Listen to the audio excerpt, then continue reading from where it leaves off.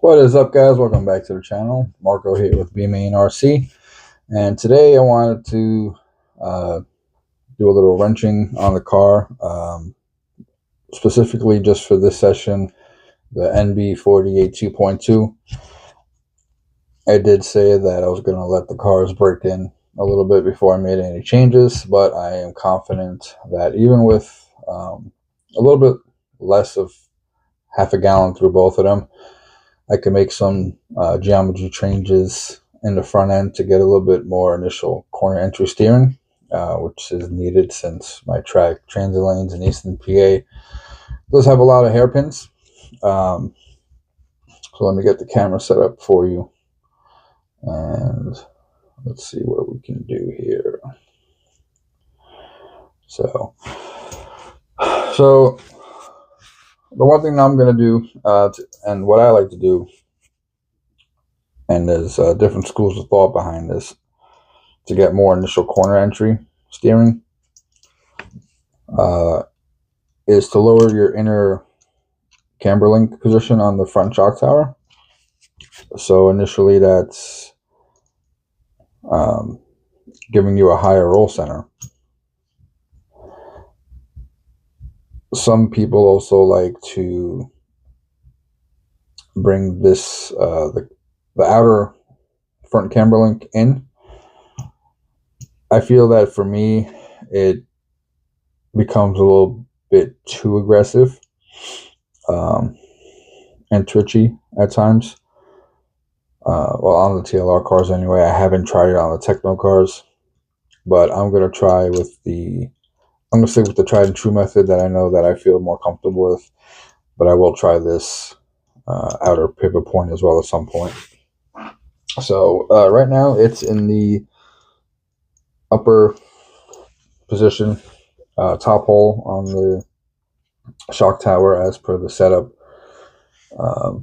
sheet that we were using for Gerativo setup for hard packed.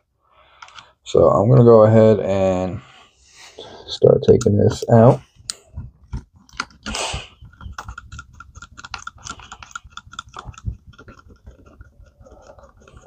I should probably be using the electric screwdriver, but whatever, it's cool. It's already out. So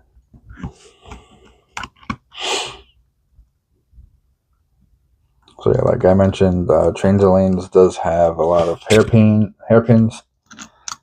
So we are going to drop this all the way down low. And if it's too much, then I'll go ahead and raise it up to the middle position. But I think it should be okay. So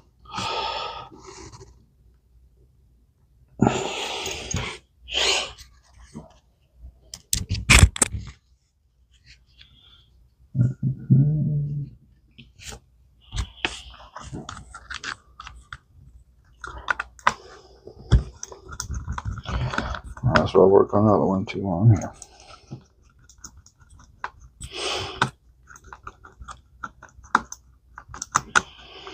Now these tight spaces, this J Concepts thumb driver for both 5.5 and 7.0 nuts is a lifesaver in those tight spaces. So definitely highly recommended.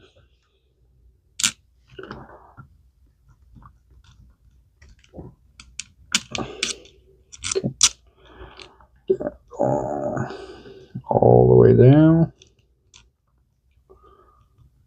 And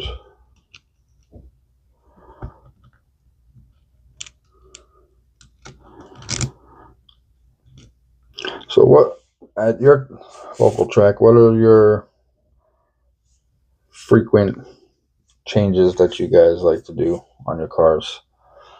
I know I don't have to change much. unless grip levels come up. So stuff like that,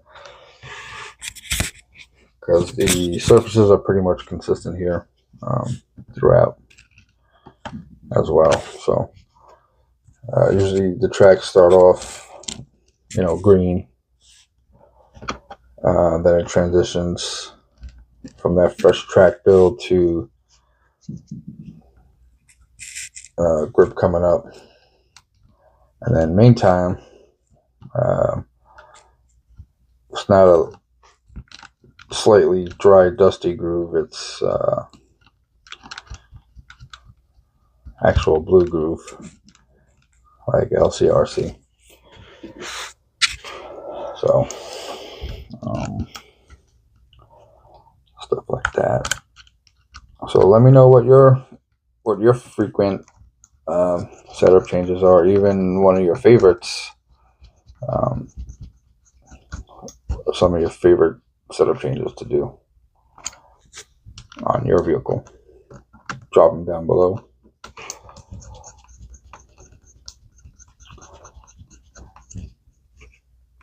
Stuff like that. So yeah, no. This one's a little pain in the butt on this side. So yeah.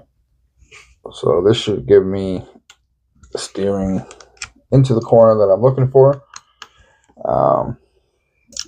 I might be giving up some mid-corner exit steering, but I can tell you mash the throttle, point the steering wheels, and these things go where you need them to.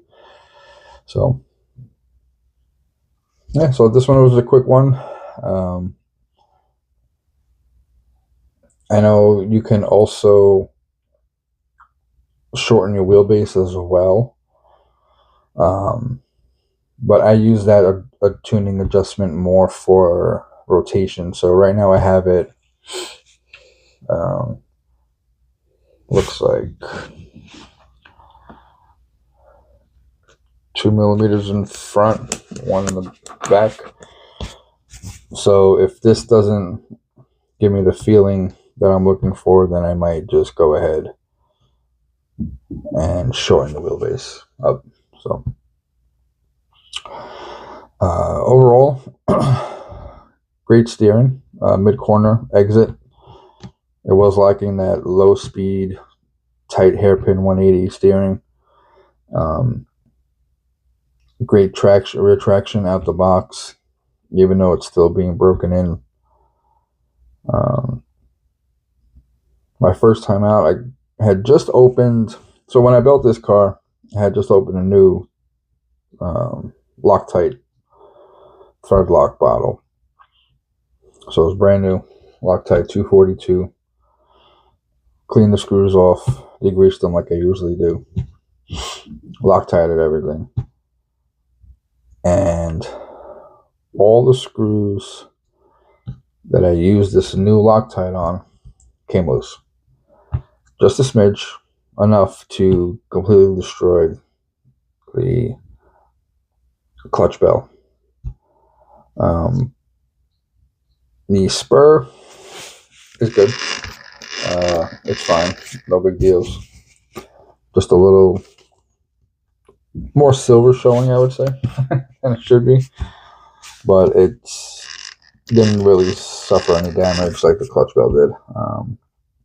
So I threw on one of my spare TLR ones that I had and made sure it was shimmed properly. And yeah, looking forward to see what she can do now. Yeah, I don't think I'm going to make any other changes except for what I just did. And maybe play with the wheelbase settings. I am running the 3 gear in the Nitro buggy. 15 front, 15 center, 8 rear. Some people will say that I'm crazy. Not really, because remember, you are running 3 gears, so the oils do need to be thicker. And on a hard packed, dusty track, she was ripping and gripping. So I definitely like the feel of 3 gear. I will eventually test 4 gear one day, or until it lets me down. But until then, I think 3 gear in the foreseeable future. So yeah, that pretty much wraps up this video. If you're looking for any other tips, info, anything like that, drop it down below in the comments, and we can probably get that set up for you. Looking forward to the next one. Have a good one, guys.